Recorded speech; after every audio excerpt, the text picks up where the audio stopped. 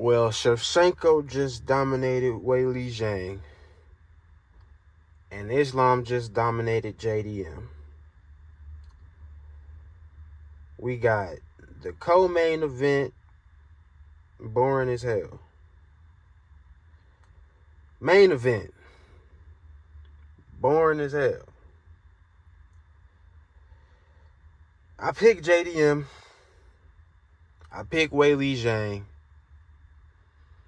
Both of my picks horrendously wrong. The card was great until we got to those last two fights. I'll just be real. The card overall was great. I'm gonna just talk about the co-main and the main event. There was a lot of finishes. We got to the co-main and main event. All the hype went down. Impressive performances, like in terms of dominance and Valentino dominant, impressive performance. Islam dominant, impressive performance. Not exciting. We know that we can. People, this is one of those things where it's like I can appreciate how dominant and how impressive the performance was.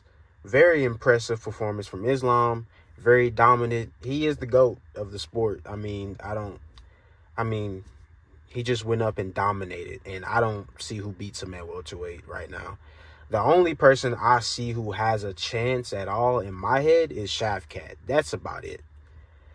Shavkat at welterweight, that's it. Morales gets taken down. He mogs Machado. Gary Prates gets taken down. I think Shavkat is probably the only one who has a chance, I guess. But Islam gets it done. Dominated Jack. I'd say all 5-0. All 5 rounds. There was nothing Jack could do. Once the fight hit the ground, there was literally nothing Jack could do. The leg kicks was a big factor. It seemed like, it shut down a lot of Jack. Jack was he never got into a mode. He just never got into any flow. He never got into a mode. And Islam was locked in from jump. Like, it's not surprising that Islam won. It's surprising that it was this dominant. In hindsight, it makes sense. I mean, this guy beat Volk in 5 rounds and, KO'd him in the second fight, even though, it's short notice. But that first, victory over Volk, it says a lot. I mean, that lighter man's skill is a real thing. I mean, man, it's really surprising. And because you were not expecting it. It's like, it's not that I didn't expect him to win. I mean, I picked JDM, but it's not a surprise that Islam won. But he got it done in a dominant fashion. I mean, throughout all 5 rounds, he won all five of them. All 5 of them he won. The closest round is probably, round 2. But, Jack made some, he went for a stupid throw and ended up on bottom. Fight overall, okay, round 1, fucking Islam takes him down with ease. Like, didn't even try. And I was like, well, that ain't good. Literally, single leg, dumped him in the middle of the octagon. And that's pretty much how the whole fight went. Anytime Islam got Jack to the ground, Jack couldn't do nothing. And there was because Islam was on the feet. There wasn't a lot happening. I mean, Islam did good on the feet. Jack didn't do anything. Like, he didn't do anything well in this fight. The only thing he did well was to not get submitted. That's really it.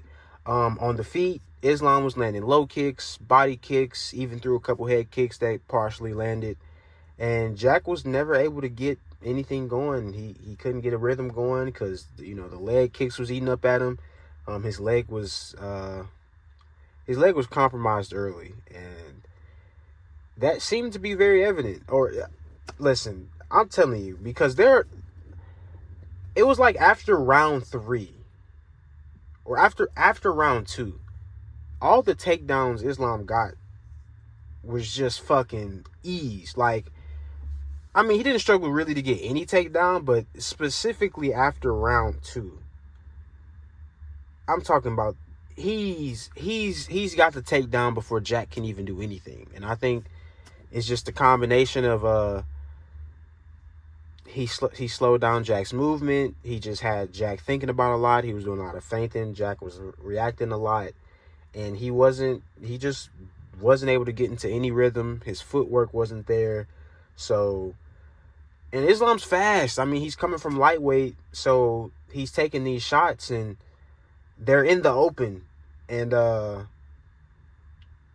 that's the difference. I think in the Bilal fight, there was I don't recall too many of Bilal's takedown attempts being in the open. A lot of them was against the cage.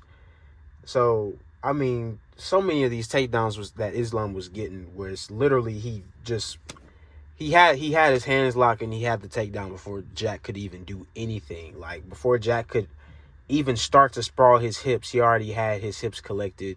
He had his hands locked, and Jack was going to the ground. And that was pretty much the whole fight. Jack survived the bunch. He didn't get submitted, but Islam's pressure was too much. Jack couldn't create any scrambles. I think his leg being compromised at that point had something to do with it. He definitely looked to be in some sort of pain. I don't know if it was just from the leg kicks and, his leg got beat up, or if there was something else, but he was grimacing a lot, and he just looked defeated. He, like, in the corner, he looked defeated, and there was nothing he could do. Impressive, dominant win from Islam. I will be honest. It was boring. It was, especially for a 2 division. You're moving up. It was, but it was dominant, and it solidified Islam's status. He's GOAT status. He's one of the greatest fighters ever. Now, Valentino Shevchenko, Weili, literally kind of the same thing. I mean, the difference here, with this fight, Weili she was too small. And then the game plan. I didn't get the game planning. I didn't get it. And not even really the game planning. For me, it was really just the adjustments. There was no adjustments. And then the coach corner's giving her, I don't even know.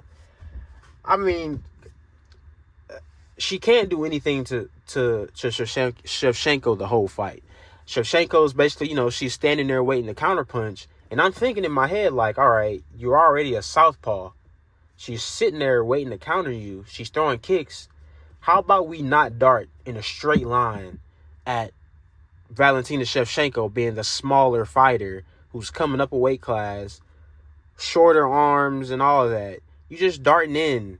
And every time she crashed in, she's getting caught with kicks and punches and counterattacks, and she's in the clinch. And when they're in the clinch, literally anytime they were in the clinch, she got bullied around, just about taken down from the clinch. She was just too small. But I don't think that was the only problem. That was the problem when they got to the ground and in the clinch. But even certain moments in the clinch, Weili would throw her off. Like, I just think, like, Weili could get her off in the clinch, but that's where the size advantage came in. I think the problem was really with the adjustments. Like, there was no adjustments. Like, because the thing about it was, Valentina Shevchenko was willingly backing up the whole fight. Willingly.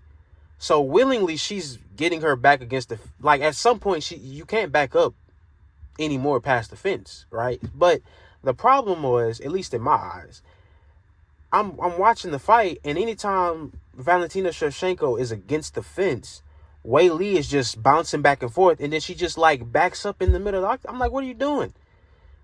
Like, your best chance is to have her against the fence, where if she's against the fence, she's more likely to throw a shot. She's against the fence. She has to go somewhere.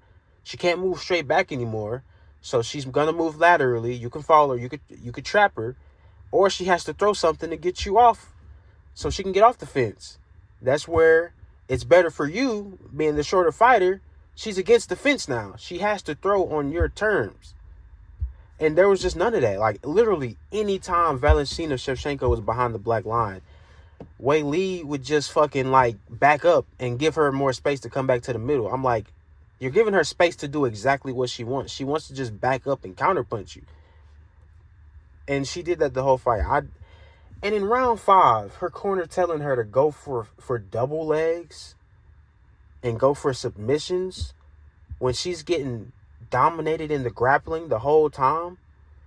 She wasn't doing any better on the feet, but that's the best chance she had. She was too small in the clinch. She just was too small.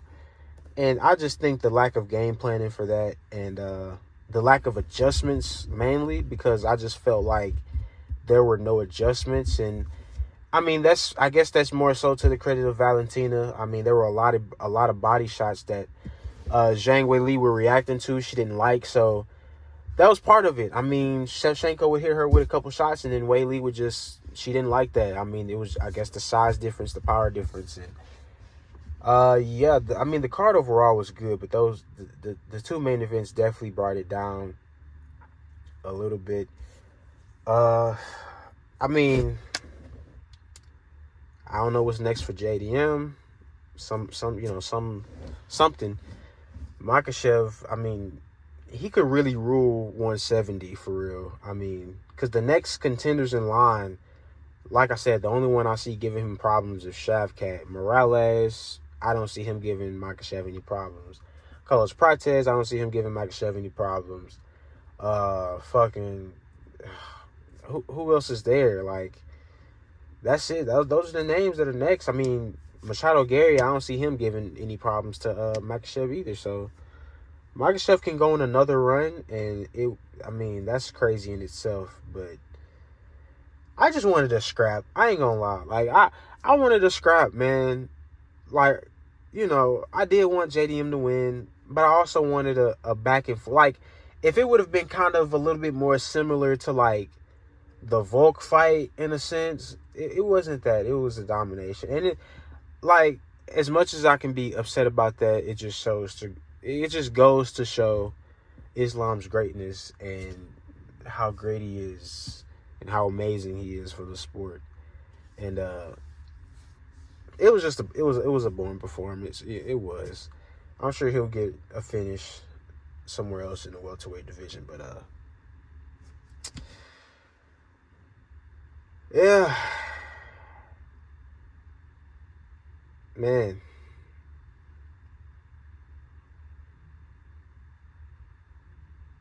Wow.